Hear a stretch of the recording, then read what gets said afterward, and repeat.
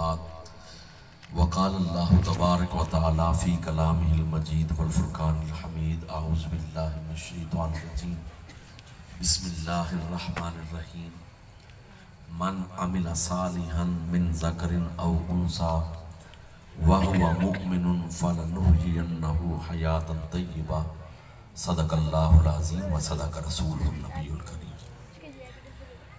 یاران طریقت و شریعت، مہمانان گرامی، یہ آج کی محفل پاک، محفل ذکر خدا و ذکر حبیب کبریا صلی اللہ علیہ وآلہ وسلم، میلاد پاک کے مہینے میں آخری عشرے میں الحمدللہ انعقاد پذیر ہوتی ہے، لیکن آج محفل پاک میلاد مصطفیٰ بھی ہے اور ساتھ ہمشیرہ صاحبہ مرحومہ مغفورہ کے اصالِ ثواب کا بھی اہتمام ہے۔ دعا ہے کہ اللہ پاک مرحومہ کے درجات بلند فرمائے۔ جتنے حاضرین محفل بیٹھے ہیں، ان کے جتنے عزیز و اقارب اہل ایمان جتنے دار فانی سے کوچ کر گئے ہیں، اللہ پاک سب کی اپنے فضل اور کرم سے بخشش فرمائے۔ وقت کا اس وقت اختصار ہے، 3 بجے کے قریب دعا کا اہتمام ہے انشاءاللہ۔ اس اختصار وقت کو مد نظر رکھتے ہوئے انشاءاللہ چند معروضات۔ مالک کائنات نے حیات اور موت کا لفظ قرآن پاک میں متعدد بار ذکر فرمایا، لفظ حیات، لفظ موت، لیکن ایک سورت کا انداز ہی ہے کہ آپ اٹھا کر دیکھیں 29 پارہ سورت ملک، اللہ پاک فرماتے ہیں کہ تبارک الذی بیدہ الملک وہو علی کل شیء قدیر۔ آگے فرمایا کہ الذی خلق الموت والحیات، الذی خلق الموت والحیات۔ اب عام جملے میں دیکھیں، ہم کہتے ہیں زندگی موت، مالک کہتا ہے موت اور زندگی۔ قرآن میں موت کا نام پہلے آیا، زندگی کا ذکر بعد میں آیا۔ ہم جب بھی بات کرتے ہیں ہم کہتے ہیں زندگی موت، قرآن کہتا ہے موت اور زندگی۔ اس کی وجہ یہ ہے کہ موت کا مفہوم ہے کسی چیز کا فنا، کسی چیز کا نام نہ ہونا یا نام مٹ جانا، یا کسی چیز کا عدم، نتھنگ، یعنی کسی چیز کا وجود نہ ہونا، اس کو کہتے ہیں موت، اور وجود کو کہتے ہیں حیات۔ اور آپ کو پتا ہے کہ اس خالق نے نہ ہونا بھی بنایا ہے اور ہونے کو بھی اسی نے بنایا ہے، نہ ہونا بھی اسی نے بنایا ہے، ہونے کو بھی اسی نے بنایا ہے۔ پتا چلا کہ زندگی سے پہلے موت بنی، ہونے سے پہلے نہ ہونا بنا، وجود سے پہلے عدم بنا، تو اس لیے خالق و مالک نے فرمایا الذی خلق الموت والحیات، موت کا نام پہلے آیا، زندگی کا نام بعد میں آیا۔ اور پوری دنیا میں اختلافات نظریے کا، عقیدے کا، علاقے کا، سوچ کا، فکر کا اختلاف ہے، لیکن موت واحد متفق مسئلہ ہے، جس میں کسی مکتب فکر، کسی فرقے، کسی مذہب، کسی مسلک، کسی قوم، کوئی بر اعظم، کوئی علاقہ، مشرق سے لے کر مغرب تک، شمال سے لے کر جنوب تک، ہر ایک مانتا ہے کہ موت نے ایک دن ضرور آنا ہے۔ جو رب وحدہ لا شریک کو سجدہ کرتا ہے وہ بھی کہتا ہے موت نے آنا ہے، جو پتھر کی لکڑ کی مورتی بنا کر صبح و شام پوجا کرتا ہے وہ بھی کہتا ہے موت نے آنا ہے، جو آگ جلا کر اس کی پوجا کرتا ہے وہ بھی کہتا ہے موت نے آنا ہے۔ پتا چلا کہ پوری دنیا میں اگر متفق مسئلہ ہے تو ہر ایک کا اس پر اتفاق ہے کہ موت نے آنا ہے۔ موت میں کوئی دوسری رائے ہے نہیں، موت نے آنا ہے۔ موت کو ہر کوئی مانتا ہے، مسلمان بھی مانتا ہے، غیر مسلم بھی مانتا ہے، یہودی، عیسائی، آتش پرست، مجوسی، ہر ایک مانتا ہے موت نے آنا ہے۔ لیکن ساتھ ہی ایک اگلا فرق شروع ہو گیا۔ مومن کہتا ہے کہ موت ہے، لیکن موت ایک پل ہے جس سے گزر کر ایک اگلی زندگی شروع ہو رہی ہے. جس نے کلمہ نہیں پڑھا، رب اور اس کے حبیب کے فرمان کو نہیں مانا، وہ کہتا ہے جو ہے وہ زندگی ہے. جب موت آ گئی قصہ کہانی ختم ہو گئی، بات تو ختم ہو گئی.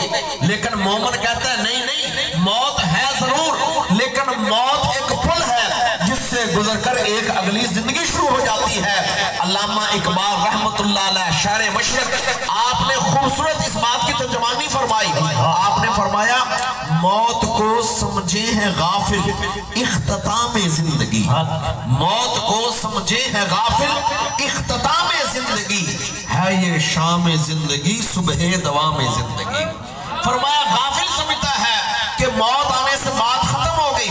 علامہ صاحب فرماتے ہیں موت آنے سے بات ختم نہیں ہوئی، ایک فرق پڑا ہے یہ شام زندگی. تیری دنیا والی زندگی کی شام ہو گئی ہے، سورج تیرے لیے غروب ہو گیا ہے. جس نے موت کا ذائقہ چکھا اس کے لیے سورج دنیا والا غروب ہو گیا. لیکن علامہ صاحب فرماتے ہیں صبح دوام زندگی، موت آنے سے دوامی اور ہمیشگی والی زندگی کا آغاز ہو گیا. موت کو سمجھے ہے غافل اختتام زندگی، ہے یہ شام زندگی صبح دوام زندگی. تو موت کون سا پل ہے؟ میرے آقا علیہ السلام کا ارشاد پاک سنی، حدیث پاک. میرے آقا علیہ السلام نے فرمایا کہ تحفۃ المومن الموت. حضور نے فرمایا مومن کے لیے موت تحفہ ہے. اور آپ کو پتا ہے کہ موت کے بارے میں جو باتیں ہم سنتے ہیں کہ وہ وقت مشکل ترین، نزا کی کیفیت مشکل ترین. اور ایک حدیث پاک میں یہ بھی آتا ہے کہ جس طرح باریک اور پتلا کپڑا جھاڑیوں پر ڈال کر کھینچا جاتا ہے، جس طرح وہ تار دھاگا الگ ہو جاتا ہے، موت کا وقت بھی مشکل ہے. لیکن اس کے ساتھ دوسری حدیث پاک بھی پڑھیے جس میں لکھا ہوا ہے کہ مومن کی موت کا وقت آتا ہے تو اس کی روح اتنی آسانی سے نکل جاتی ہے جیسے بوری میں گندم یا آٹا ہو اور اس کی رسا یا اس کی سیبا اس کو کھولا جائے تو جتنی رفتار سے خشک گندم یا خشک آٹا زمین پر گرتا ہے مومن کی روح سے بھی پہلے پرواز کر جاتا ہے. پتا چلا کہ سب کی موت برابر نہیں ہے، موت کی کیفیات برابر نہیں ہے. لیکن موت کے بارے میں میرے آقا صلی اللہ علیہ وسلم نے فرمایا تحفۃ المومن الموت، فرمایا مومن کے لیے موت تحفہ ہے. اور آقا صلی اللہ علیہ وسلم کی دوسری حدیث پاک الموت جسر یوصل الحبیب الی الحبیب، فرمایا موت وہ پل ہے یوصل الحبیب الی الحبیب جس سے گزر کر پیارا پیارے سے جا کر مل جاتا ہے. موت کو میرے آقا نے پل قرار دیا. میرے آقا نے فرمایا الموت جسر یوصل الحبیب الی الحبیب، موت وہ پل ہے جس سے گزر کر پیارا پیارے سے ملتا ہے. اس حدیث پاک کی تشریح دیکھی جائے دو طرح کی ہے. ایک یہ ہے کہ موت کا ذائقہ چکھ کر قبر میں جا کر جن کی نعتیں جن کی شانیں سن کر ہم جھومتے ہیں، جن کے شہر مدینہ کے لیے تڑپتے ہیں، جن کے گنبد خضرا کے دیدار کے لیے روتے ہیں. حالانکہ گنبد خضرا کی نسبت ہے صرف میرے آقا علیہ السلام کے جسم مبارک کے ساتھ، وہ چہرہ تو نہیں ہے لیکن خوش قسمت ہے صاحب ایمان کہ قبر میں جائے گا تو آقا علیہ السلام کا دیدار بھی ہو جائے گا. سبحان اللہ. اور اسی وجہ سے عارف کھڑی نے فرمایا لوکاں مینوں آن ڈرایا رات قبر دی کالی، میں سنیا اوتھے آنا اونے جدے موٹے کملی کالی. اور حدیث پاک کے الفاظ بھی سنیے، قبر میں رکھ کر لوگ واپس آ جاتے ہیں. بخاری شریف میں صرف ایک ہی بات کا ذکر ہے کہ دو فرشتے اترتے ہیں اور وہ پوچھتے ہیں کہ یہ جو ہستی تیرا ان کے بارے میں کیا عقیدہ ہے. یہ بخاری شریف کے الفاظ ہیں. دوسری جو حدیث پاک کی کتابوں میں ملتا ہے کہ 3 سوال ہوں گے. پہلا سوال من ربو کا، دوسرا سوال ما دینو کا، اور تیسرا سوال جو ہوگا ماذا کنت تقول فی حقی ھذا، یہ جو تیرے سامنے ہستی ہے تیرا ان کے بارے میں کیا عقیدہ ہے. تو قبر میں آقا علیہ السلام کے چہرہ مبارک کا دیدار ہو جانا साहिब ईमान के लिए सबसे बड़ी खुश नसीबी है। तो इसलिए आका सातो सामने फरमाया कि अल मौत जस्रुन यूसिलुल हबीब इलल हबीब, के मौत वो पुल है जिससे गुजर कर प्यारा प्यारे को जाकर मिल जाता है। और इसी तरह एक दूसरी हदीस पाक में आया है कि मौत का जायका चखने के बाद उस आलमे कब्र में, उस कब्र वाले जहान में, बरज़ख में, क़यामत कायम होने तक ये जो अरसा दरमियान में है इसको कहते हैं आलमे बरज़ख। मेरे आका अलैहिस्सलाम फरमाते हैं कि वहां पर जो रिश्तेदार, दोस्त, अहबाब पहले मौत का जायका चख चुके होते हैं, ये नया जाने वाला उनके साथ वहां मुलाकात भी करता है। वो एक मुस्तकिल जहान है। तो इसलिए आका अलैहिस्सलाम ने फरमाया कि अल कब्र रौदतुम मिन रियाज़िल जन्नह औ हुफ़रतुम मिन हुफ़रिन नार। मेरे आका ने फरमाया कि कब्र जन्नत के बागों में से बाग होता है। तो इसलिए हर कब्र को मट्टी की ढेरी ना कहना चाहिए, ना हर कब्र मट्टी की ढेरी है। मेरे आका अलैहिस्सलाम ने फरमाया अल कब्र रौदतुम मिन रियाज़िल जन्नह, फरमाया कब्र तो जन्नत के बागों में से बाग बन जाता है। अल्लाह करे हर कलमा गो अहले ईमान की कब्र जन्नत के बागों में से बाग हो। तो जब साहिब ईमान की कब्र जन्नत के बागों में से बाग बन जाता है, तो फिर ये शेर सच है कि ज़मीन मैली नहीं होती, सुमन मैला नहीं होता, मोहम्मद के गुलामों का कफन मैला नहीं होता। तो ये मौत बरहक है, लेकिन अल्लाह पाक फरमाते मन अमिला सालिहन मिन ज़करिन औ उन्सा व हुवा मुमिनुन फलनुहयिन्नहु हयातन तय्यबा। फरमाया जिसने भी दुनिया में रहते हुए आमाले हसना कर लिए, नेक अमाल कर लिए, रब और उसके हबीब को राजी करने की कोशिश कर ली, अल्लाह पाक फरमाते हैं मिन ज़करिन औ उन्सा, चाहे वो अच्छे काम करने वाला मर्द हो या औरत, व हुवा मुमिनुन, हो साहिब ईमान, अल्लाह पाक फरमाते हैं फलनुहयिन्नहु हयातन तय्यबा, हम उनको बड़ी पाक और आला जिंदगी अता फरमा देंगे, उनकी कब्र की जिंदगी बड़ी आला हो जाएगी।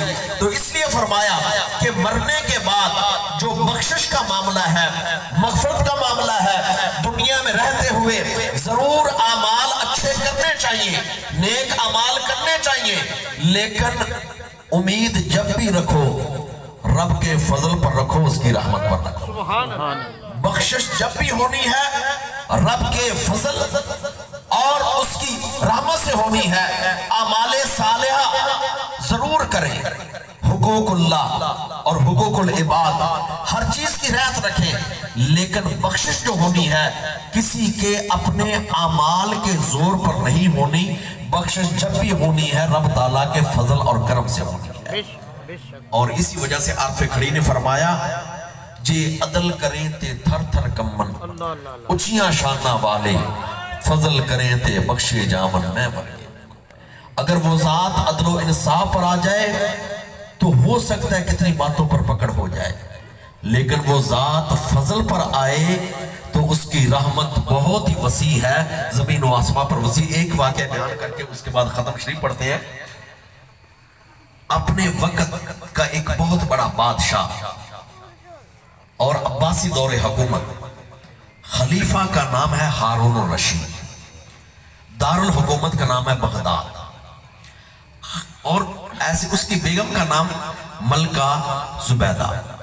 मलका जुबैदा एक तो बादशाह की बीवी है, दूसरा लेकिन उसमें नेकी के अमाल करने का शौक ज्यादा।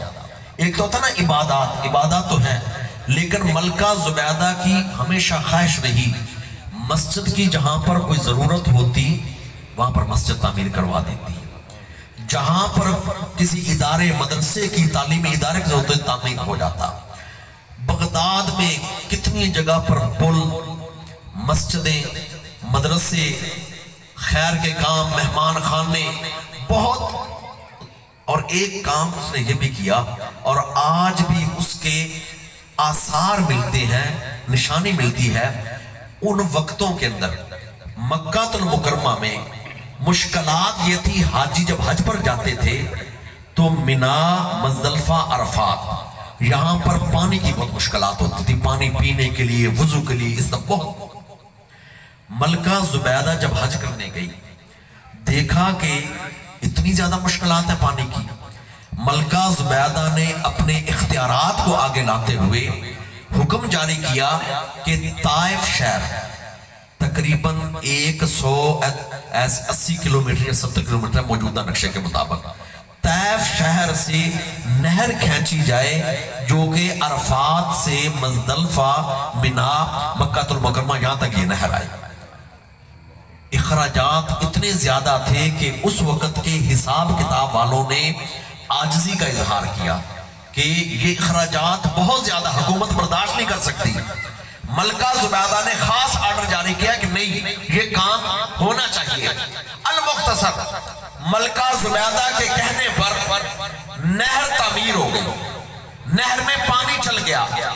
پانی پینے والے حاجی لوگ، عرفات کا میدان ہے، مزدلفہ منا ہے، وہاں پر حاجی پانی پیتے ہیں حج کے دنوں میں، اس قلعوں میں استعمال ہوتی رہتی ہے۔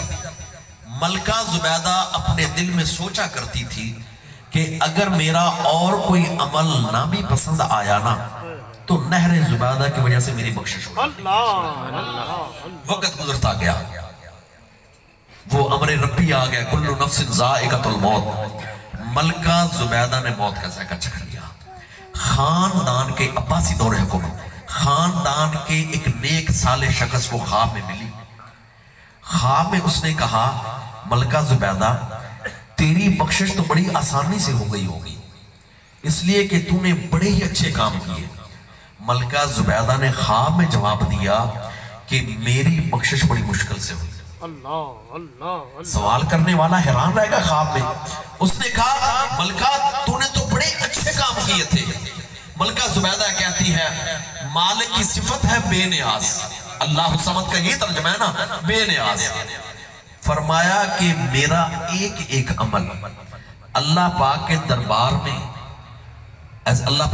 میں پیش ہوتا گیا، لیکن آواز آگے سے آتی گئی نامقبول نامقبول۔ ملکہ زبیدہ کہتی ہے کہ مجھے ایک عمل پر امید تھی، نہر، اور نہر کا نام زبیدہ نے آپ نہیں رکھا، عوام الناس نے، اس وقت کے لوگوں نے خوشی میں آ کر رکھ دیا نہر زبیدہ۔ ملکہ کہتی ہے کہ مجھے نہر زبیدہ کے معاملے پر بہت امید تھی، ملائکہ نے یہ معاملہ پیش کیا تو آواز آئی نامقبول۔ عوام کا لیا ہوا ٹیکس عوام پر خرچ کر دیا، اس میں زبیدہ کا ذاتی کوئی کمال نہیں، زبیدہ کا ذاتی کوئی کمال نہیں، عوام کا ٹیکس عوام پر لگ گیا۔ ملکہ زبیدہ کہتی ہے میرے اندر نا امیدی، مایوسی چھائی۔ اللہ پاک نے فرمایا ملائکہ جس دن یہ نماز عصر کے بعد شاہی باغ میں گھوم رہی تھی اور گھومتے گھومتے آذان مغرب کا وقت ہو گیا تھا، مؤذن نے مینار پر چڑھ کر جب اللہ اکبر کی صدا بلند کی تھی تو اس کا دوپٹہ سرکا ہوا کندھوں پر تھا۔ اس نے اللہ پاک کے نام کی تعظیم کی خاطر سرکا ہوا دوپٹہ اٹھا کر سر پر کیا تھا۔ جو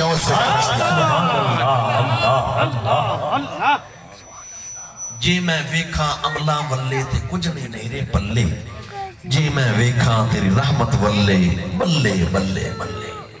دنیا میں رہتے ہوئے اعمال ضرور اچھے کریں، اچھے اعمال، صالح اعمال، حسنات ضرور کریں، لیکن ناز جب بھی کرنا ہے رب کے فضل پر کرنا ہے، اس کی رحمت پر، آقا صلی اللہ علیہ وسلم کی شفاعت پر ناز کرنا ہے۔ اللہ پاک آقا صلی اللہ علیہ وسلم کی محبت، آقا غلامی نصیب فرمائے۔ وآخر